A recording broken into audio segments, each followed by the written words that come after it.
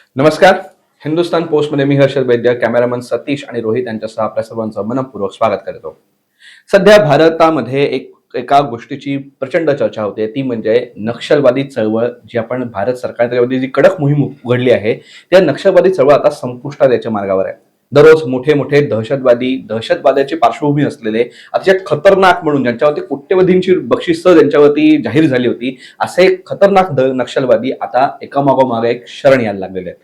आता नुकतंच त्याच्यामधलं एक महत्वाचं नाव म्हणजे देवजी नावाचा नक्षलवादी, त्याच्यावरती करोडोंचं बक्षीस होतं. तो नक्षलवादी सुद्धा महाराष्ट्र पोलिसांना शरण आला. या सगळ्या पार्श्वभूमीवरती नक्षलवादी चळवळ आता पूर्णपणे संपुष्टात येणार. जो केंद्र सरकारने दावा केलेला आहे, मार्च 2026 पर्यंत नक्षलवादी चळवळ पूर्णपणे संपुष्टात आणणार, हा जो दावा आहे आता खरा ठरतोय की काय, अशी चिन्ह दिसायला लागले. पण जो काय आपण नक्षलवाद, जो बंदूक घेऊन उभा राहतो तोच नक्षलवादी खरा, हे समजण्याची आपण चूक करून बसतोय का? या सगळ्या ह्याच्यामध्ये आपण हे बंदूक घेतले नक्षलवादी संपवून जे खरोखरच त्यांचा मेंदू म्हणून काम करणारे जे अर्बन नक्षलवादी आहेत, या चळवळीकडे आपलं थोडंसं दुर्लक्ष होतंय का? आणि पुन्हा एकदा ह्या चळवळीला आपण त्यातून अप्रत्यक्षरित्या बळच पुरवतोय का? या सगळ्या गोष्टींची चर्चा आपल्याला करणं गरजेचं आहे. कारण हे प्रश्न आमच्या मनात आहेत, हे प्रश्न तुमच्याही मनात पडले पाहिजेत, ह्याचा हा उद्देश आहे. आणि याचीच चर्चा करायला आज आपल्यासमोर उपस्थित आहेत ज्येष्ठ विधिज्ञ संजीव पुनाळेकर सर. सर, आपलं हिंदुस्थान पोस्टमध्ये मनपूर्वक स्वागत.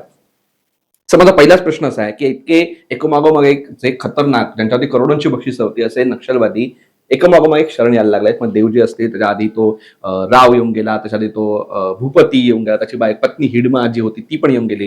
हे सगळे नक्षलवादी एकामागोमाग येत आहेत. परंतु या सगळ्या नक्षलवाद्यांच्या शरण येण्याकडे आपली पहिली प्रतिक्रिया आपण कसं बघता, हे मला सांगा. आणि याच्यातनं काही वेगळेपण तुम्हाला जाणवतं का, असं मला वाटतं. नाही, खरं सांगायचं तर एक वकील म्हणून मला थोडं विचित्र वाटतं. कारण मुळात हे बंदुका सोडतायत. मी वाचलं मध्यंतरी की त्यांनी त्या नक्षलीने म्हटलंय की आम्ही सगळे म्हातारे झालो, आता काय करणार, मग आम्ही होतोय पत्करतोय शरणागती. म्हणजे म्हातारे झाल्यावर शरणागती पत्करणार आणि तोपर्यंत हे लढणार. त्यांनी काल म्हटलंय की मी राजकीय विचार सोडलेला नाही. आता ह्या परिस्थितीमध्ये मला एक प्रश्न येतो माझ्या मनामध्ये की कायद्यात काही तरतूद आहे का अशी? पण एखादा राजकीय गुन्हा घडला, एक आंदोलन वगैरे घडलं, रस्ता रोको, तर सरकार गुन्हे मागे घेऊ शकतं. अगदी थोडी प्रॉपर्टीची हानी झाली तरी घेऊ शकतं. जिथे निरपराध व्यक्ती मेलेल्या आहेत शेकडो, असा गुन्हा मागे घ्यायचा सरकारलाच अधिकार नाही मुळात. हे तुम्ही कायद्याने बघाल ना, तर आपल्या घटनेत असं आहे संविधानात की तुम्ही माफी सुद्धा देऊ शकता एखाद्याला. म्हणजे कधी देऊ शकता? खटला चालवायचा, शिक्षा द्यायची, शिक्षा त्याची कायम व्हायला पाहिजे. सर्वोच्च न्यायालय, उच्च न्यायालय, जिथे कुठे ते खटला संपेल तिकडे. आणि ते सगळं संपलं की मग सरकारने माफी देऊन टाकायची. करू शकतो सरकार, माफी देऊ शकतो, शिक्षा कमी करू शकतं, अशी करू शकतं. किंवा एखाद्याला माफीचा साक्षीदार करू शकता तुम्ही, किंवा तू झाला ना माफीचा साक्षीदार, सगळ्यात साथीदारांची नावं सांगून टाक, बोर्डस ऑपरेंडने सांग, म्हणजे आम्ही त्यांना शिक्षा करू. आणि त्यामध्ये जर त्याने काही लपवलं असं आढळलं तर मग त्याला सुद्धा तीच शिक्षा नंतर आपण देऊ शकतो. आता हे जी मंडळी आहेत यांच्यावर काही अटक केली नाही, काही केली नाही, तुम्ही त्यांना पेन्शन देताय. म्हणजे हे कसं आहे ना, आता बोलता बोलता मी इथल्या एखाद्याला स्टुडिओ मधल्या तुमच्या गोळी घातली, मग वरून डायरेक्ट तुम्हाला फोन आला की द्रौपदी मुर्मू मॅडमनी सांगितलं की त्याला माफ करून टाका, पाठवा त्याला घरी. असं नाही ना होत.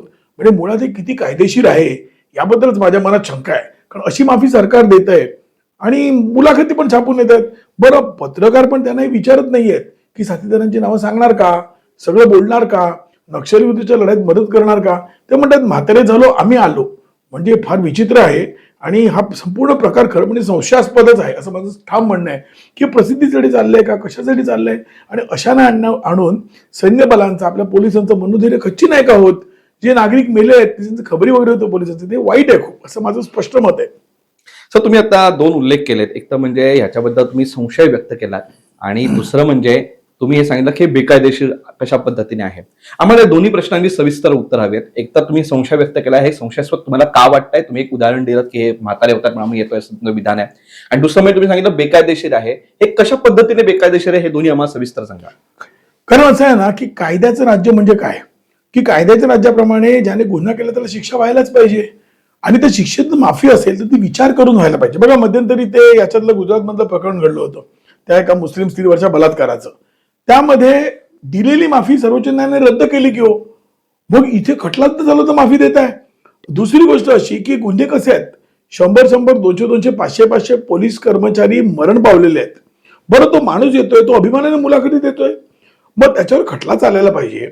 आणि मग त्याला माफी द्या, सत्य लोकांपुढे येऊ द्या, मग सांगा बाबा तो चुकीच्या मार्गाला गेलेला, सरकारने जबाबदारी घ्यावी ना.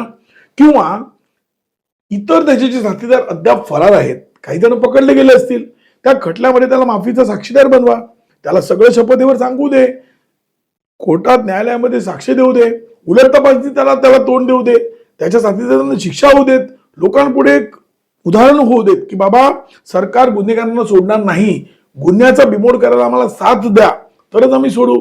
पण इथं काय चाललंय, म्हातारं झालो म्हणून मी आलो, म्हणजे एकंदरीत ते कुठेतरी प्रसिद्धीसाठी चाललंय का आणि कायद्यात तडजोड होते का. खरं म्हणजे माझं ठाम मत आहे की यावर एक याचिका करून हे हाणून पाडलं पाहिजे आणि या सगळ्यांना पुन्हा शिक्षेच्या दायऱ्यामध्ये पाठवायला पाहिजे.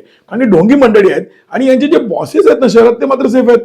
म्हणजे मला गमत वाटते, हे शहरी नक्षल आपण म्हणतोय, काही शहरी नक्षल म्हणणाऱ्यांना अन्याय पण झाला असेल, मान्य आहे मला ते, म्हणजे मी अगदीच त्या बाबतीत टोकाच्या विचारांचा विचारासाठी असू शकते.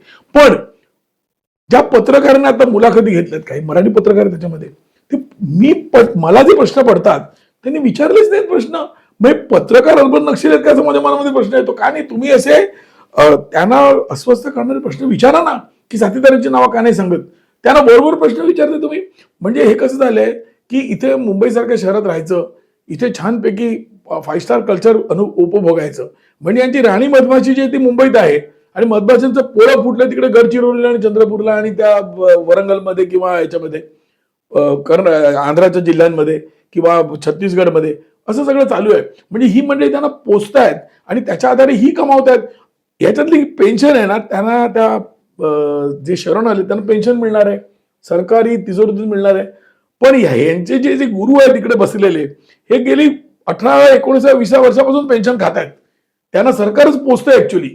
म्हणजे त्यांचे लेख छापतात, त्यांना कुठची बक्षिसं मिळतात, पद्मश्री, बघा पद्मश्रींची यादी काढून बघा कोणाकोणाला यांच्या अर्बन नक्षल टाईपच्या लोकांना मिळालेत. आणि समर्थक आहेत त्यांचे, काही संपादक आहेत, काही लेखक आहेत, काही कादंबरीकार आहेत आणि हे इथे राहून त्यांचं समर्थन करतात. प्रश्न आपल्याला पडायला पाहिजेत, आपल्या करदात्याच्या पैशातून पोलिसांना पगार होतो, त्या पोलिसांच्या हत्या झालेल्या आहेत आणि करदात्याच्या पैशातून पेन्शन, घरं हे देऊन वर आम्हाला हे म्हणणार की माझा राजकीय विचार सोडलेला नाहीये. म्हणजे काय नक्की. मग असं असेल तर माझा प्रश्न आहे की हिंदू दहशतवाद म्हणून काही लोक आता फरार आहेत, द्या ना त्यांना पण माफी, द्या की माफी, का नाही द्यायची.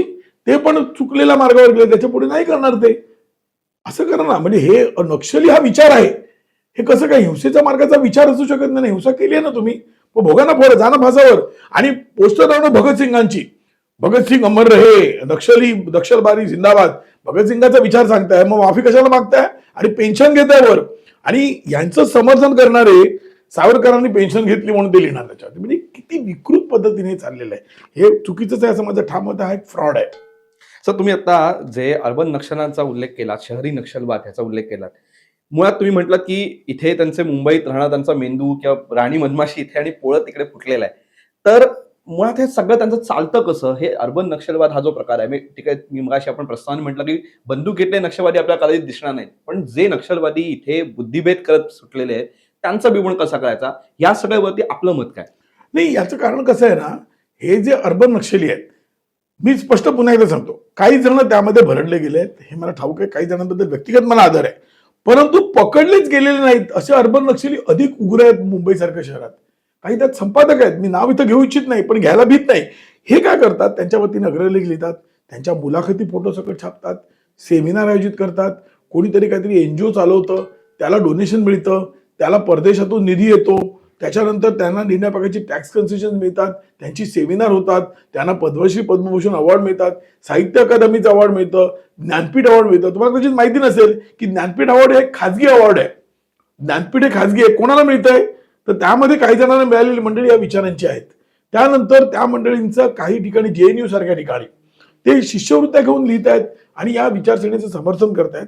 काहींचे परस्पर संबंध आलेले आहेत. बरं, हे जे नक्षली बाहेर येत आहेत यांच्या मुलाखती कोण ऑर्गनाईज करतंय.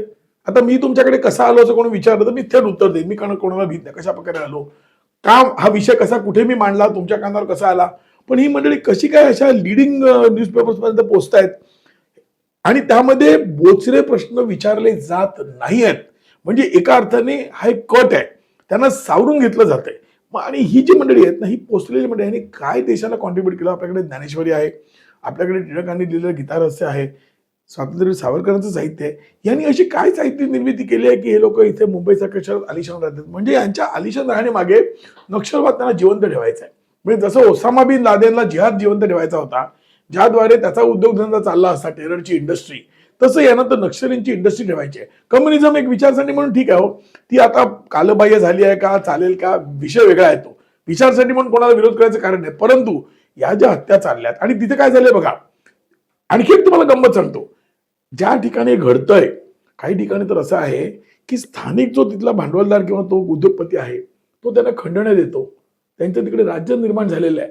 आणि काही वेळेला तशी तडजोड झाली आहे का बाबा, की यापुढे तुला त्रास देणार नाही, आमच्या एका माणसाला सेटल करून दे, असं काही झालंय का? कारण दक्षिणींचा खरोखर जिकडे त्रास आहे तिथं शरणागत्या होत नाहीयेत, जिथं काही उद्योग वगैरे आले तिथे होत आहेत. हा पण एक मुद्दा आहे माझ्या मनात, मला आरोप कोणावर करायचा नाहीये. परंतु याच्या मागे कुणीतरी वरून सूत्र हलवतंय, देऊन टाकायला माफी. म्हणजे जणू काय एखाद्याने मला मारहाण केली आणि मी त्याला माफी केली. अहो, तुम्ही उद्योगपती आहात, तुम्हाला मारहाण केली, तुमच्याकडे कुठे इंडस्ट्रीवर हल्ला केला, पोलिसांना पण मारले ना, तुम्ही कोण तडजोड करणार आहे? म्हणजे या तडजोडी होता कामा नयेत. निदान त्यांना माफीचा साक्षीदार करा, त्यांच्या मुलाखती घ्या, त्यांच्या जाहीर मुलाखती ठेवा, त्यांना आम्ही प्रश्न विचारू. पत्रकार परिषद का घेत नाहीत? निवडक पत्रकार का बरं यांचं छापतायत त्यांचे लेख? या नक्षलींमध्ये एवढं विचारांचं तुम्हाला वाटतंय ना, तर घ्या ना एक पत्रकार परिषद, जा सामोरं द्या ना. पण तुम्ही जात नाही आहात. हे सगळं ढोंग आहे. आणि या प्रकारे हे लोक इन्फिल्ट्रेट आपल्या समाजामध्ये करतायत. आणि इथले शहरी नक्षलवादी बुद्धिवंत त्यांना मदत करतायत, त्यांना मदत सर्वतोपरी करतायत. काय म्हणतात बघा, मोदी पत्रकार परिषद घेत नाहीत. अरे वा, मोदी घेत नाहीत किंवा घेत नाही ते पंतप्रधान आहेत हो. ही मंडळी काय घेत नाहीत? यांना पेन्शन माझ्या करदात्याच्या पैशातून मिळते आणि तुम्ही पत्रकार त्यांचे मोठे मोठे लेख छापताय. शरम का वाटत नाही या लोकांना? प्रश्नच विचारत नाहीत. म्हणजे ही मंडळी खऱ्या अर्थाने नक्षली आहेत आणि ते त्यांचे साथीदार आहेत. यांना शिक्षा कधी होणार? यांना कधी होणारच नाही. शस्त्र त्यांनी हातात घेतली तो, असा प्रकार आहे.